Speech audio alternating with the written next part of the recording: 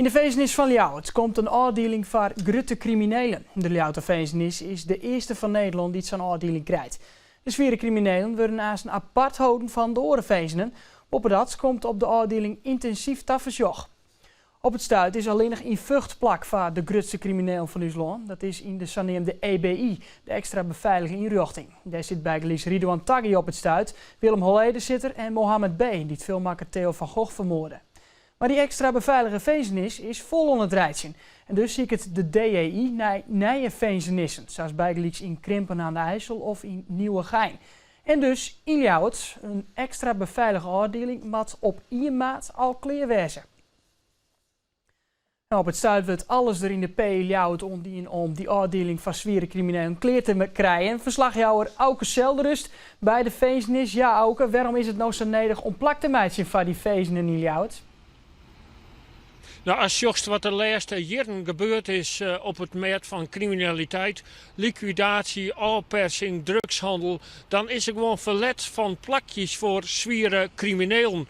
In Vught, zeiden ze het al, is er geen ruimte meer. Dus de minister moet op zoek naar oren plakken. En Ljouwert is dan de eerste. Hier is een plak voor 12 criminelen. En van de morgen zeg ik dat ze het al heel druk hier met de tariening. Er wordt nog hard werken op de afdeling intensief toezicht, zoals het officieel heet.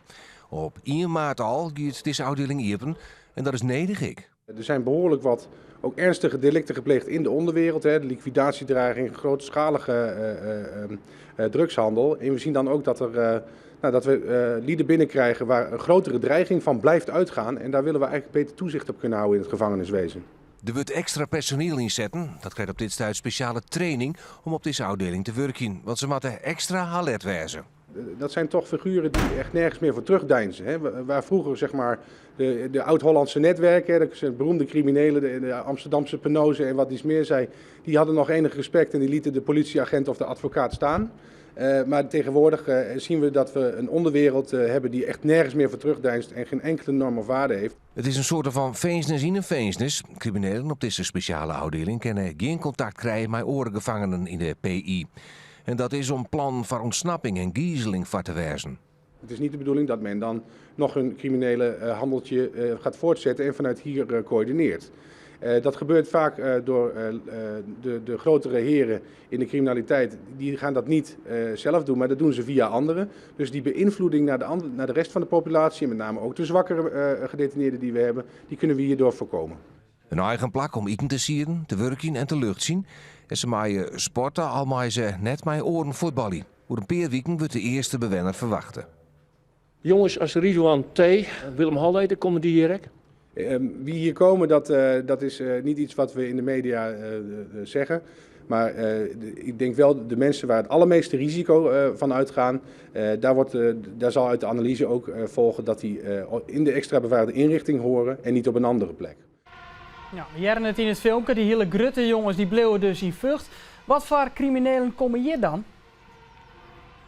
Nou, de criminelen die daar correct onder zitten. Ze komen hier in een regime dat tussen de EBI in Vught zit en een gewone gevangenis. Dus extra tafelsjoch. Dan was denken aan grote drugsdealers, drugsbaronnen. Maar ook mensen die het oren liquideren. We hebben de liquidatie gewoon op advocaat Dirk Wiersum. Om dat soort types maar stinken. 24 Jelien zit in de feestnis van Ljouwert, de grootste crimineel. Maar dat ging niet altijd lekker goed. Hoe zijn het? Nou, dat we in het begin jaren 80, toen heel Ljouwert hier achter mij dus een EBI, een extra beveiligde vleugel. En daar zie je een zware crimineel, maar die mochten wel contact hebben met de orenfeestenen. En het gevolg weer dat er dus van alles regelen worden koeien. En zo hebben we in 1991 de eerste helikopterontsnapping gehad hier in Ljouwert in de Skiertnis. En 3 jaar later wie hier een gijzeling van een meiwerkster trokken. 3 zware criminelen van de EBI. Nou, in de begin en midden jaren 90 is dat hier afgeschaft. Ja, dat wie doel. Wat zullen Ljouters nou eens vernemen van de komst van deze categorie detineerden naar de PI? Nou, net volle als het goed is. Ze zitten hier achter de tralies, dus daar wordt goed op post. Ja, zo nou en dan zie je misschien zien dat gepantserde wijn hier bij de feesten feestnis de gevangenen uitbrengen zal of er naar hinnen brengen zal. Of ze nou en anders een politiehelikopter in de lucht. Maar dat is het dan ook. En burgemeester Buma heeft er dan ook een groot vertrouwen in dat alles goed voorin zal. Dit is een gevangenis die een goede gevangenis is. En om die reden blijkbaar ook door justitie is uitgekozen om daar de zwaarste gevangenen op te bergen. Het is wat mij betreft volstrekt logisch dat justitie daar de keuze in maakt.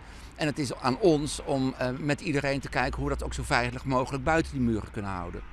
Je bent er wel niet voor informeren als burgemeester. Ja, justitie heeft heel netjes in een vroeg stadium contact opgenomen. Niet om toestemming te vragen, want het is gewoon een gevangenis van justitie waarin men dat mee mag doen. Maar wel om gewoon goed af te kunnen stemmen dat de veiligheid maximaal gewaarborgd wordt. Buma gaat er dus vanuit dat justitie en politie alles goed regelen en dan kan over een paar weken de eerste zware crimineel hier binnenkomen.